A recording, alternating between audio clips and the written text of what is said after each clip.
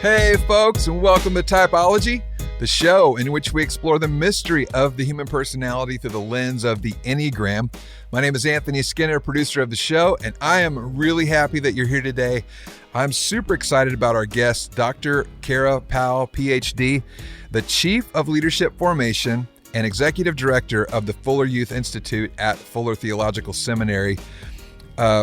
Today's conversation is really, really exciting. She's co-authored and authored many books, but her brand new book is called 3 Big Questions That Change Every Teenager. And I'm telling you, these questions aren't just for teenagers, they're for all of us. And we discuss the questions and what is underneath those questions. And so you're going to love today's episode, regardless of what number you are. Before I turn it over to the Master of Ceremonies, I want to tell you about the Typology Institute membership. It's a paid subscription with exclusive content that's delivered to you every month. One of the things that you get is a special podcast where Ian and I discuss with a guest topics like shame, trauma, addiction, mindfulness. As a matter of fact, this month's topic is mindfulness and meditation. Super excited about that. You get a live webinar town hall Q&A every month with Ian, where we discuss that month's podcast. And also, you just get to ask Ian whatever questions that you have. So really excited about that offer. It's at typologyinstitute.com/membership. If you want to know more about it, you can get all your info there. So make sure you check that out. Typology Institute membership. Today's guest, Dr. Kara Powell. Super excited about that. Without any further ado, here is the man, the myth, the legend, Ian Cron. Kara Powell, welcome to Typology. Thanks. It's good to be with you, Ian and Anthony. Thank you. It is, it's a joy. You are in Pasadena right now. I am in San Francisco. And Anthony is stuck in Nashville. Y'all have left me in the heat and humidity. Mm-hmm. Yep. We are dry and happy. Actually, I could say dry and high, but if you say that in California, it means something completely different. You're just playing into the California stereotypes there, Ian, for sure. That's right. So, Kara, you have a brand new book, 3 Big Questions That Change Every Teenager, making the most of your conversations and connections. And I'm going to get into that, a little bit more in the second half of our episode, because I just actually want to jump in on some Enneagram stuff, because you're a student of the Enneagram yourself. For sure. And I know that a lot of our people are going to have an interest in like the Enneagram and raising kids, particularly teenagers. And so I'm looking forward to it. You are an Enneagram 3, and that means obviously that you are an achiever or a performer, depending on what signifier people like to use. How are you using the Enneagram in your own life? Just give us a thumbnail of your experience with it. Yeah. Well, I think I first encountered the Enneagram, 6 or 7 years ago on an annual weekend away with some of my closest female friends. And we had brought some Enneagram materials with us. And so we just devoured them over the course of that weekend and talked about what the number that each of us were, we thought, and what our husbands were, and for some of us, what our kids were. And identifying myself as a 3 was incredibly illuminating for me. It's like the penny dropped on so much of what I do and why I do it. And I'll be honest, parts of myself that I really love and parts of myself that I wish I could change are all really wrapped up in my 3-ness. And so being a 3, I looked for all sorts of different ways to use the Enneagram. And so our team at the Fuller Youth Institute, we've all taken it, and it's just given us such helpful language to understand each other's preferences and proclivities, drives, motivations. And then also, yes, my husband and our 3 kids have all taken it. And similarly, especially for my one daughter who pegs really high on her Enneagram, so much of what she does is wrapped up in her being a 2 in this case. So, and I'm such a 3 in terms of being an achiever that like I first tried to get my family to take the Enneagram test on a family vacation. Like in my mind, this would be a great thing to do, right? Let's take a test and learn about each other. And our teenagers, speaking of teenagers, our teenagers were like, no, Mom, not having it. And so finally at the start of the pandemic, we were home enough and I had them cornered enough that we took the test and they loved it. And they said they wish they had taken it earlier. Wow. But yeah, that's a little bit of how I've been using the Enneagram personally and in my family and then professionally. Can you give us all their numbers real quick?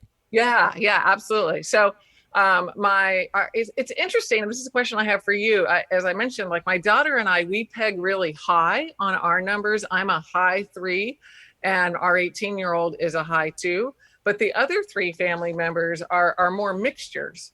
And so my husband, he is a mixture of a 9 and a 5. And our son is a mixture of a 9 and a 6. And our youngest daughter, she's a mixture of a 6 and a 2. So at least according to the test, and it actually somewhat matches what I've observed about them. So that was actually something I wanted to ask you as Enneagram experts is why is it that some people have such clear dominant Enneagram numbers, and why is it that some people are more mixtures or hybrids? So I can give you just maybe 2 reasons at the very least. One is you are all 9 types. Everybody contains all 9 types. It's just that you tend to be dominant in one. Yeah. Right. So we should probably say, rather than your core number or basic type, we probably should say your dominant type because you actually contain all 9 types. Yeah. Right. Secondly, if you've taken a test where it's like you scored highest on this, then next on this, next on this, next on this.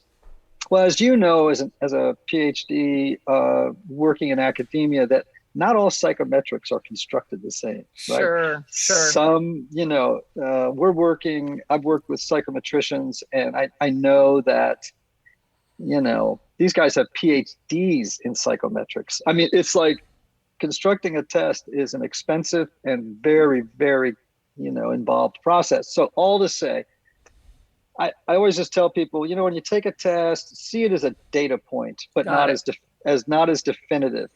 Sure. It's good to take it and then read a book and confirm it, or meet with an Enneagram teacher and have them really tease it out. For when you say 9 and 5 or 9 and 6, I would say that they should ask themselves the question, which of these types, the unconscious motivation of each of these types sounds more like me than any other. And that's their type. They're not a mix of 9 and 5. If you had said to me 9 and 1 and or 9 and 8, I'd go, yeah, that makes sense. It's their wing. Their wing. But the other 2, I'd be like, you're probably just seeing a lot of features in there that you resonate with, but stick with your dominant type. Yeah. There is, of course, a line between the 9 and the 6, so there could be some relation there. Yeah, thank you, Anthony. That's right. When a 9 is not doing well, they go to the low side of 6. Right? So if the person who took it was kind of in a place of stress when they took it, or when they interpret it, that could also color the result. And the reason you score so high is, think of it this way. It's like some people hit the target right in the middle and it's so obvious. It's ridiculous. Yeah.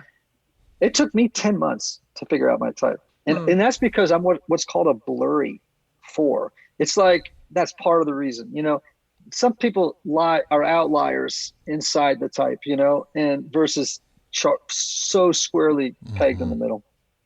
So. Well, that's really helpful. Thanks, Ian. And I mean, to your point, actually, our kids especially, they took the test at the start of the pandemic. And so there might be some biases there. It's probably time for us to revisit it and reprocess it again and try to identify that dominant type. That's really helpful. Thank you.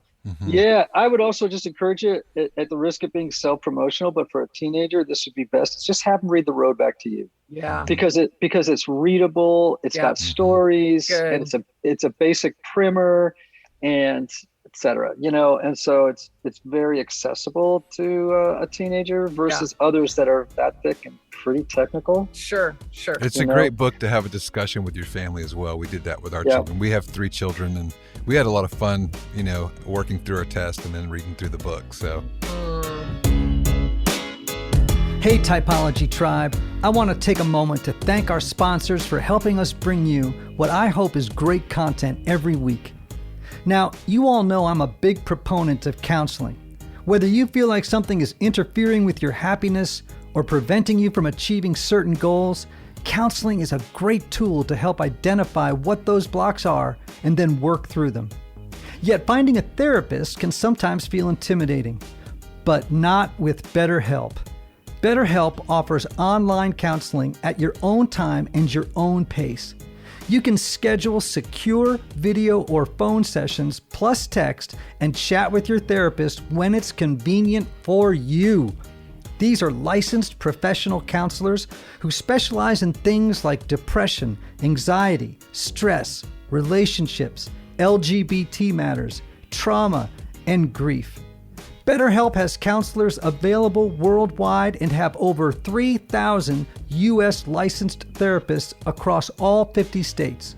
In fact, so many people have been using BetterHelp that they are recruiting additional counselors in all 50 states.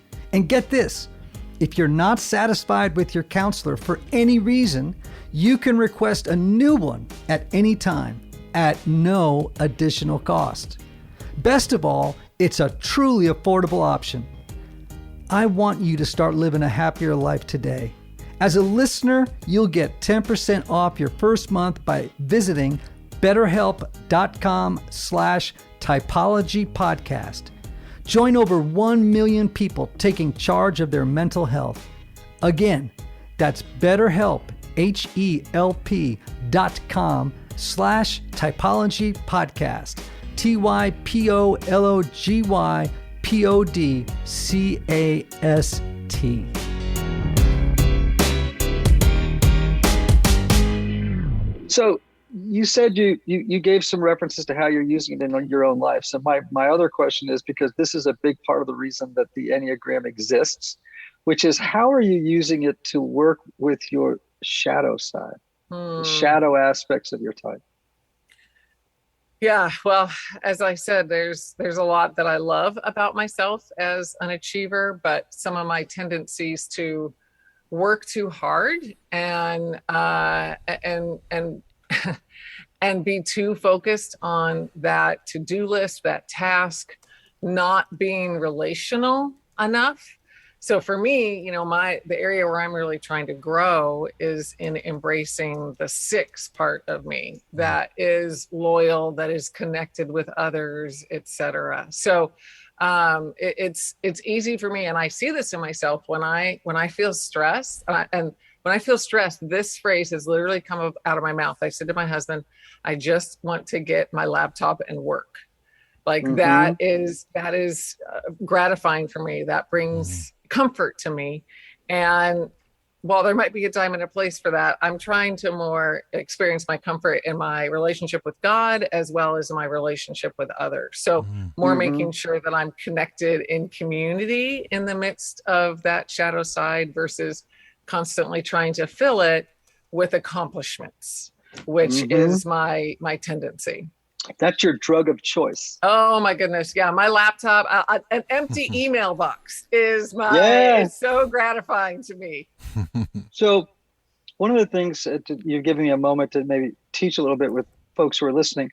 One of the things I encourage people to do when they have an afflictive emotion. So it could be stress. It could be, might come in the form of anxiety or depression, or they're feeling lonely, or they're feeling grief, or whatever it is. That the key is, in my mind, is to just be curious about the feeling and resist the need to do anything. So don't have an aversive reaction and push it away, because that will only strengthen it, right? Yeah. And at the same time, don't cling to it. Yeah. Actually, just sort of, our feelings are not monolithic. They're not iron structures in the ground that are huge and will be here forever. It's like, no, just observe it, be curious, knowing that it's an impermanent thing. It's going to blow through. Yeah. And just being present with it actually will give you such a greater degree of self-knowledge and self-compassion. Anyway, thank you for raising that versus going into your particular type's defenses, right? Yeah. I have a friend of mine who's a 1, and every time he gets stressed, he says, I want to go outside and vacuum the lawn.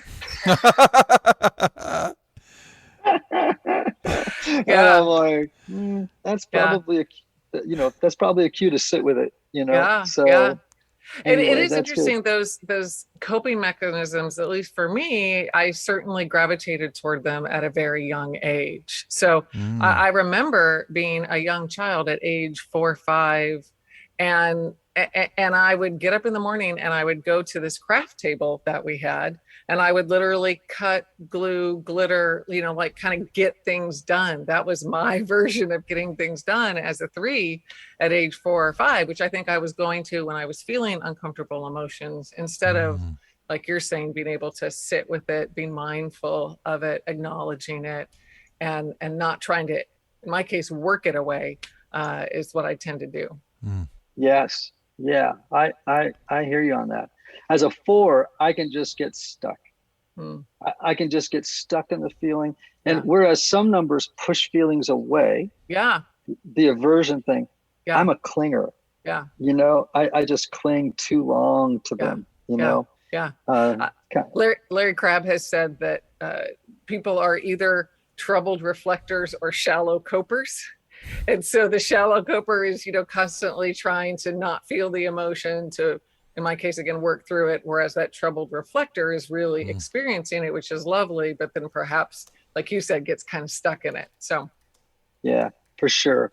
Okay. Let's talk a little bit about your book, 3 Big Questions That Change Every Teenager, Making the Most of Your Conversations and Connections. Now, 50,000 foot, give us the premise of the book.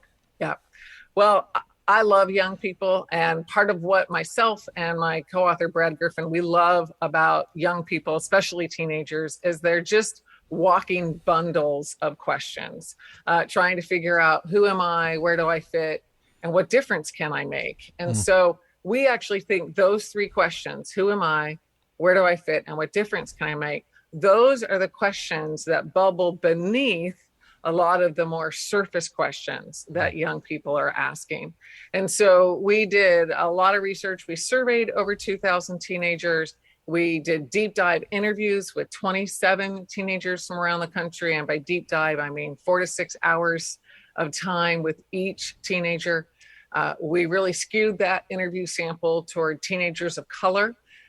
In the midst of everything else that happened in 2020, we also crossed a line demographically with those under 18, that half of those under 18 are now young people who are white, and half of those are young people of color. And so we wanted to make sure that we actually disproportionately listen to, learn from, empathize with young people of color.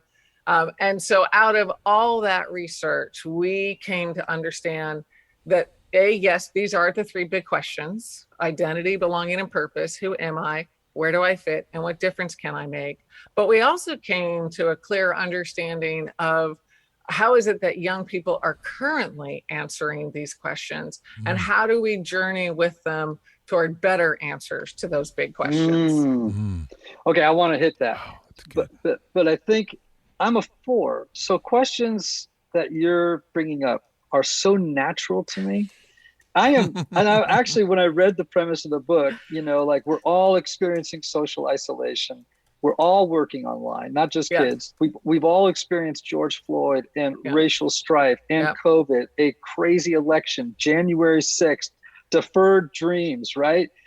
I mean, and these are all right out of your book, right? And the question I have, couldn't this book be for adults wrestling with the very same issues? Yeah.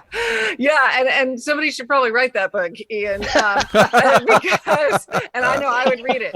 But to your point, yes, this book is about young people because that's our research specialty. But these aren't just young people questions. These are people questions of who am I? Where do I fit? What difference can I make? And I think this is part of what draws us to the Enneagram is it helps give us our own answers to those questions and even understand our best process to identify those answers to those questions. But what I like to say is those of us over 30, these three questions of identity, belonging, and purpose are at kind of a low simmer. For our young people, for our teenagers and young adults, these questions are at a rolling boil. So it's just a lot more developmental heat on those questions. So yeah, I would say these questions cut across generations and actually, cut across at least many cultures. I don't want to make a completely transcultural statement, but across many cultures, they're just especially poignant for teenagers and young adults. I've run across these questions. I can't remember who the psychologist was. Who was it? Rollo May? I can't remember who it was. But the way I understood them was that there are three fundamental questions in adolescence. One was, who am I? Where do I belong? Yeah. And am I really loved? Yeah. And I don't know if those are synonymous with these or overlapping. And that really, if you don't answer those questions well enough in adolescence, then developmentally, when you go into your 20s, 30s, and 40s, you're actually handicapped and prevented from asking the important questions of those decades, and those questions change, right? In your 50s and 60s, it might be, have I forgiven? It might be, you know what I mean? Like, I think every decade has its own questions that need resolving. That's another book, Anthony. We should talk about that. Anyway, so you just said that different types might answer these questions or draw on different gifts and strengths and perhaps be subject to different difficulties in response to answering these questions. What did you mean by that? Yeah. Well, one of the ideas that we toyed with, and actually different psychologists have different opinions about, is, is there one of those questions that perhaps leads the way among the other two for you as an individual? So a little bit like, you have your primary motivations in the Enneagram. Similarly, which of these questions is kind of the primary motivator? So what are you kind of ultimately first seeking? So I'll give you an example with my husband. My husband is high on purpose. That's one of his foci. Like, when he hears about a need in the world, he wants to go board a plane and grab a hammer and fix whatever can be fixed. He's very driven to serve, to make a to make a difference, to be involved in justice. I'm more driven by the identity questions, trying to figure out who I am and how do I come to terms with who I am in a way that is, again, separate from my achievement, because I often default to what I've achieved to define what I am. And that invariably ends up falling short. So that's just an example in our marriage of what's the gas pedal for us as individuals. My 18-year-old, she's very much driven by belonging. And some of my psychology friends actually say that of the three questions, belonging is the one most likely to be the driver, that we're looking for that sense of community ultimately. I've talked with some people. For everyone or for the teenager? I just wanted to... Good question. More specifically for the teenager. Okay. But some psychologists would extend that beyond adolescence, but more specifically the teenager. I've talked with other people, and I think there's some merit in this, that for this generation of young people, purpose might be a little bit more likely to be that driver. This generation is hungry to make a difference. So I think that's an interesting question for all of us to reflect on. When we have particular heat about a situation, about an emotion, about an experience, what is it that we're trying to find? Is it our identity? Is it a sense of belonging? Is it a sense of purpose? And some of us have different propensities. I love this because it's almost like, I would, for lack of a better word, phrase, it's like an existential preference pack. Yeah. So if you think of it as a cake, right? The top layer for one type would be, where do I belong? The middle one might be, where do I, who am I? And then the one that's more repressed would be the third, right? What difference can I make? And so, I think with different types, they might lead with different questions. I know that 2s, 3s, and 4s, it's so interesting what you said, all have issues around identity, all of them. And that's why all 3 project images of a self that they hope will win. For 3s, the admiration of others. For 2s, it would be winning the love and approval, appreciation of others, right? And 4s are a little trickier because 4s really want to know, they feel like they lack wholeness and therefore they don't belong in the world, right? And so that question might be a little bit more with them, but fundamentally they project an image of specialness and uniqueness because they think that will win them a sense of belonging, of being seen. So this is all very fascinating stuff. Yeah. Makes me wonder if those 3 questions could correspond, like where you were headed, Ian, with like with the different triads, you know? Yeah, thinking, feeling, doing, or the different centers. I know I have to really think about it, right? Because there's, I can see where, 4s, 5s, and 9s might have one, 1s, 2s, and 6s, another one, 3s, 7s, and 8s, a different leading question.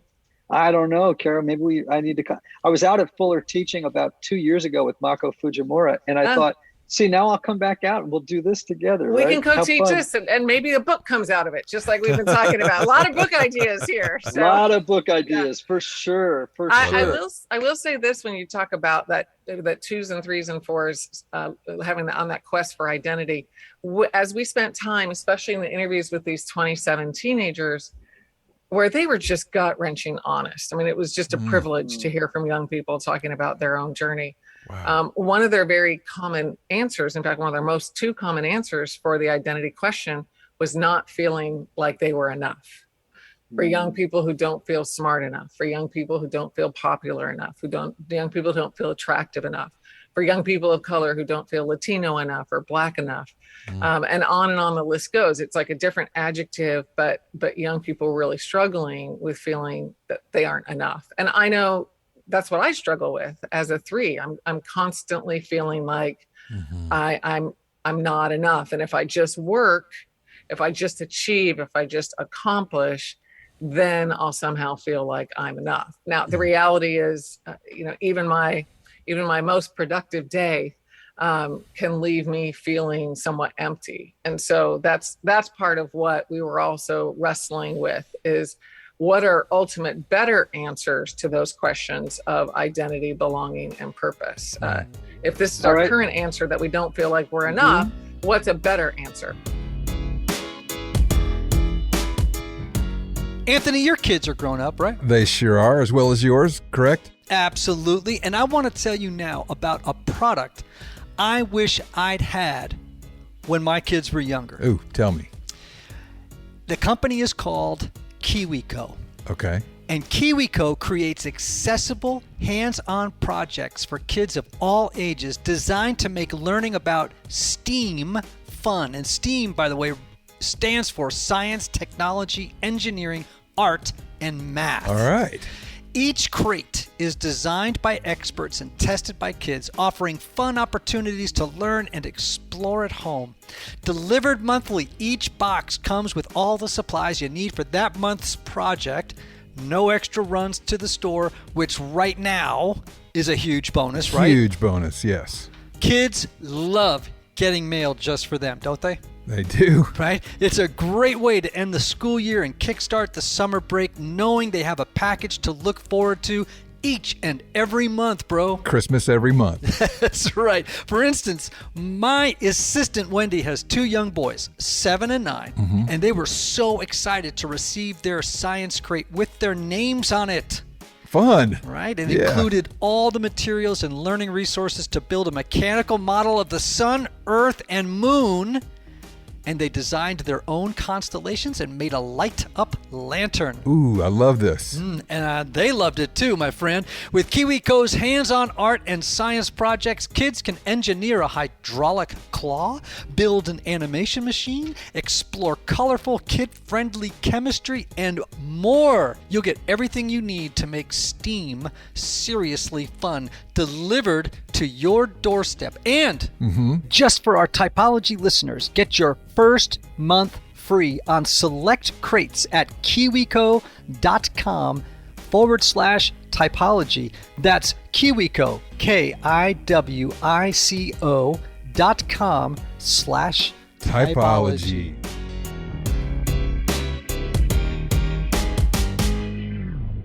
Okay, so just to remind people, we have 3 questions. Every teenager really needs to address. They are trying to address them, whether consciously or unconsciously, right? Great point. So Great point. That's happening.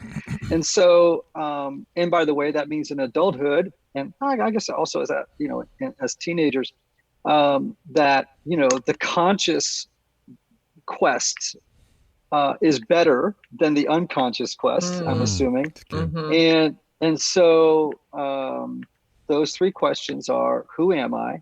Where do I fit? And what difference can I make? And that those 3 questions are at the core of the human person. Yeah. And it sounds like what you're saying is that, and I think this goes across type and across culture, that, and we come up with wonderful theological answers for it and proofs for it, that shame is such a profound problem. Kara, I've asked myself at different conferences, because I speak in so many places like you do, and it's Anthony and I were recently somewhere on a trip, and people were sharing very deeply about their lives. Every person of 20, every person was so fettered with shame. Yeah. And some of them extraordinarily successful. I mean, like billionaire successful. Yeah. And I'm like, golly, man, if someone could figure out how to get rid of shame, they'd be bigger than Microsoft and Amazon put together, man. Yeah. It's like, it's just such a paralyzing spiritual toxin. It's like, it's crazy. Yeah. It's crazy. And really, you could say that a lot of what happens in types, I think, each of them is a failed attempt to cope with shame. It's a disorganized strategy for dealing with shame. Yeah. So I'm curious, Ian, thinking about shame, do you think in the types, while it's a failed attempt, is there also something maybe redemptive in how they're trying to experience a truth beyond shame? Well, great question. I think the strategies that we devise as little people to help us, cope, protect our authentic selves from harm. Yeah. We create, a false self. And this is just Winnicott, right? I'm just talking about Winnicott. It's not like I came up with these magic words. And although I could say Thomas Merton did too, but I think that we develop a personality that in the structure of which is really designed to protect us. And it works as a little person, but when we drag it into adulthood, it begins to screw us. So in other words, you as a little person, you started to get this message somehow, some variant of the message, people only value people for what they do rather than for who they are inside. Yeah. Right. And because of your hardwiring and probably cultural setting and everything else, you were like, okay, so that's how I'm going to get my needs met. I'm going to become an achiever and a performer, and that's going to become my identity. I'm going to completely buy into that as my identity. Yeah. And in the process, then you lost touch with your true self. Yeah. You started to over-identify with that personality pattern. And then, it's not like there's a moment in development where you finally say, oh, I'm safe enough now that I don't have to play that game. You just keep playing it because you probably got a lot of strokes for it as a kid. It's like, oh, she's such a go-getter. She gets things done. Obviously, you went to Stanford all the way through. It's like, oh, she's going to Stanford. And you were just like, wow, you get a lot of love for being this person. Yeah. And then at some point in life, if you're lucky, you hit a wall with that story, that strategy. Yeah. And then you have to ask yourself the question, who am I? Yeah. And that's, as I said, I think that's true for all the types. It's like, keep the gifts of the type, but as a strategy for getting your needs met, it's a disaster. That makes good sense. Yeah. So there is there are positive, obviously, aspects of all Sure. the types. We just can't put our eggs in the basket of that type to find our ultimate sense of meaning. That's almost too good of a, I was going to say, it's almost too good of a setup, Ian, to not ask Kara, like, what, where was it that you pivoted and undid that story for yourself? Well, the verb tense would be ongoing there, Anthony. So it is not only past tense, but for me, my faith really means quite a bit to me, and I am a Christian, and so in the midst of this narrative that says I'm not enough, what I cling to, what I pray for myself every day, it's on my list of daily prayer requests for myself, is that I would know that God makes me enough. And in the midst of the shame that I struggle with, Ian, and I find Brene Brown's definition of shame so very helpful. Yep. Shame is thinking that you're a bad person. Guilt is thinking you're somebody who does bad things. And so, that shame that so taints how I think about myself, top to bottom, soup to nuts, so to speak.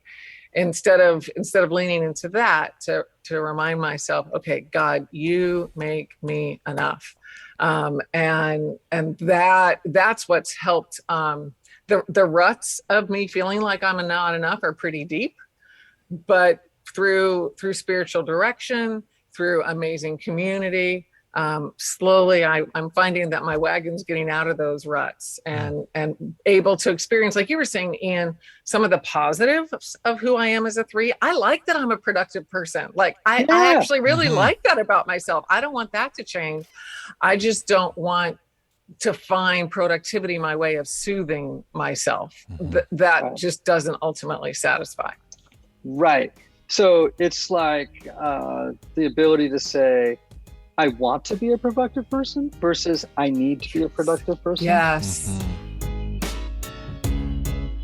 Hey everybody, one of the lessons I've learned over the years is that not everybody benefits from a traditional 50-minute counseling session. And this is why some people can go to couples therapy or personal counseling for a long time and never really get anywhere. This is why I'm such a believer of intensive counseling and my friends at Restoring the Soul in Colorado, created by my longtime friend Michael Cusick to help couples or individuals experience deep change in half-day blocks over 1 or 2 weeks. Now listen, if you can't wait months or years to get to the bottom of an issue or to experience breakthrough, you need to get in touch with my friend Michael and his extraordinary team of counselors at Restoring the Soul. If you're looking to get out of the rut you're in, but can't wait months or years, call Restoring the Soul today for a free consultation with Michael's staff. Call 303-932-9777 and learn how their intensive counseling process can help you.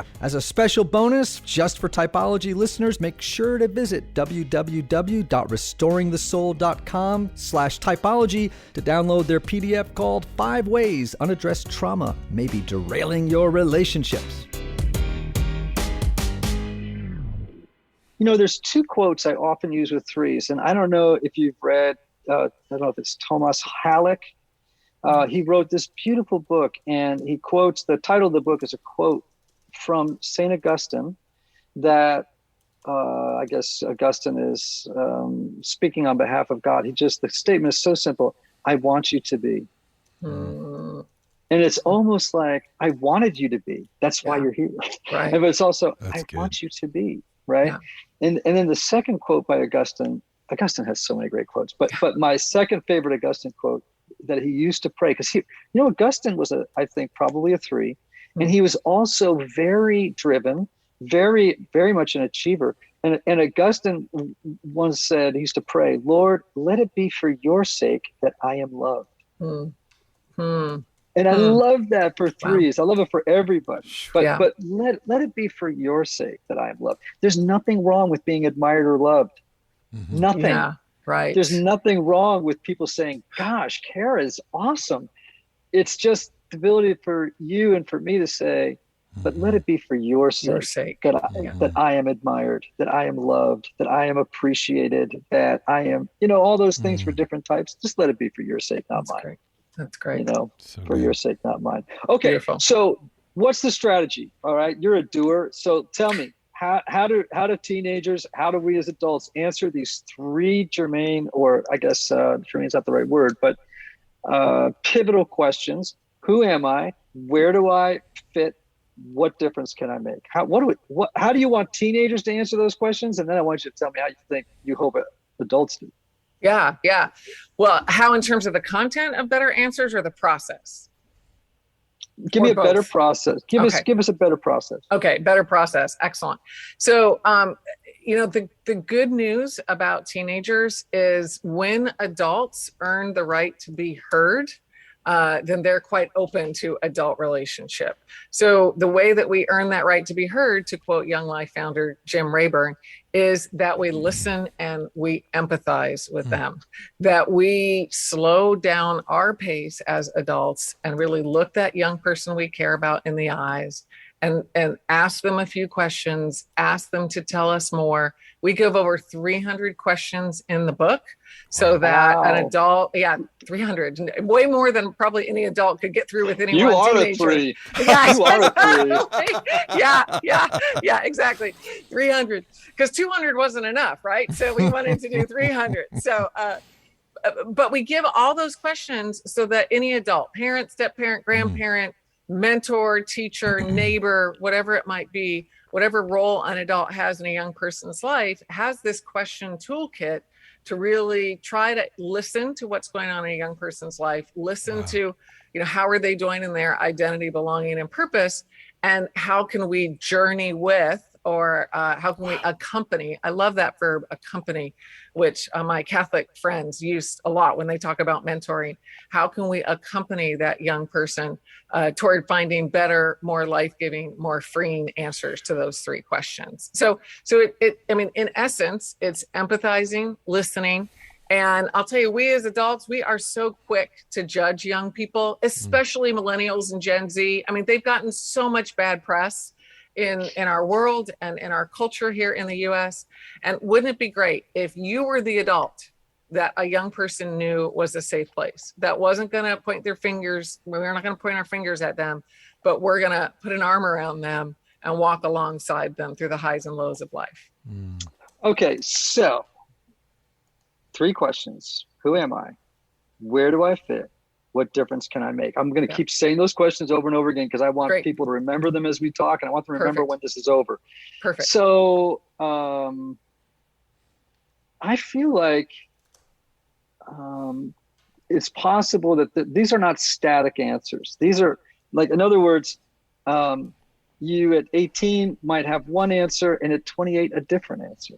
Yeah. Is that possible? Or do you think it's like, nope, you figure it out when you're a teenager and that's pretty much the script?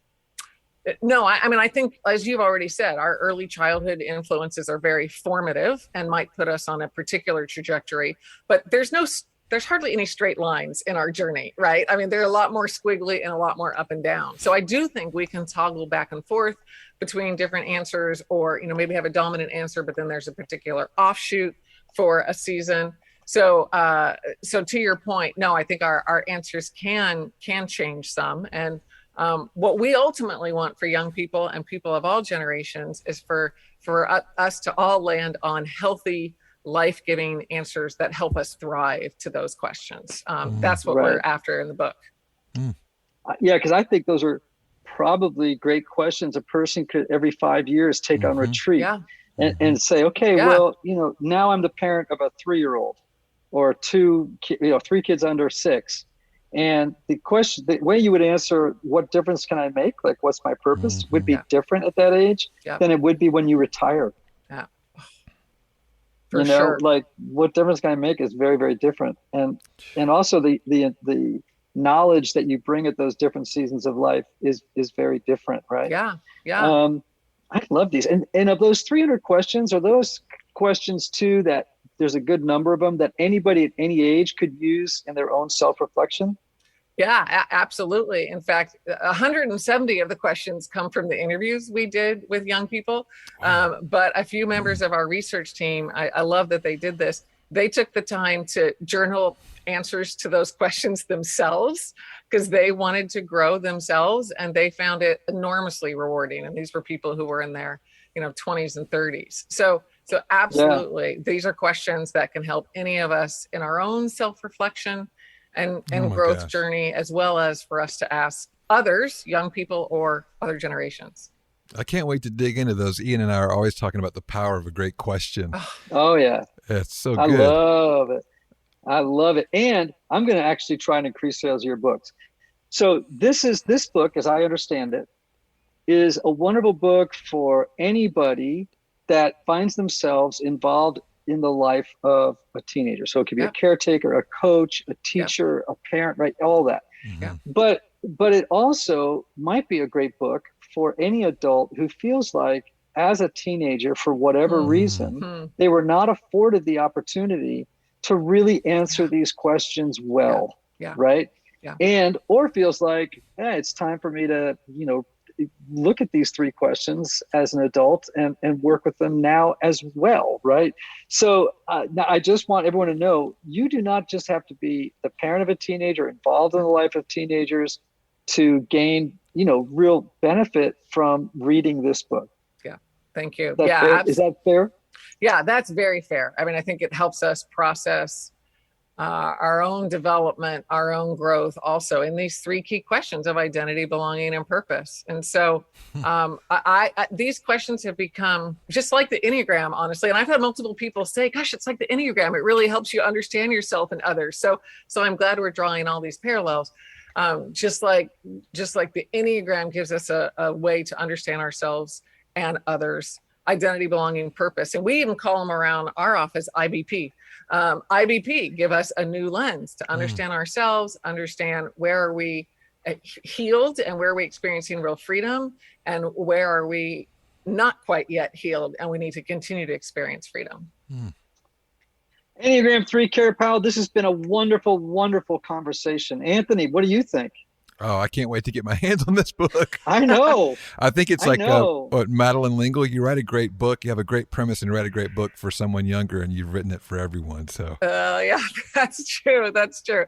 Well, and I'll tell you, we are such big fans of Typology and this fantastic podcast that we have a special offer for Typology watchers or listeners, whether you're watching the video or listening to the podcast, that if you go to 3bigquestionsbook.com, and that's the number 3, bigquestionsbook.com, and then /typology, not only do you get a free chapter of the book, but you get 40 additional conversation starters to help you have a better conversation with a teenager or young adult. And these are not in the book. So this is additional content just for Typology friends. Yay! Very cool. Thank you. We love giveaways. Anthony, can we make sure that gets in the show notes, or we get that out on socials too? Yeah, we'll make sure that goes out with the email and on socials. Yep. Love that. Kara, thank you so much. Anthony. Yeah. I'm sorry you're come back home. The heat. There you are though. You're in the cave at Typology Studios. You got the lights on in the doors behind you. I love that. Yeah. And of course I love our tribe of listeners, and as they know, we close with those words: may you have love, may you have joy, may you have peace, may you have healing, may you have rest. Until next time.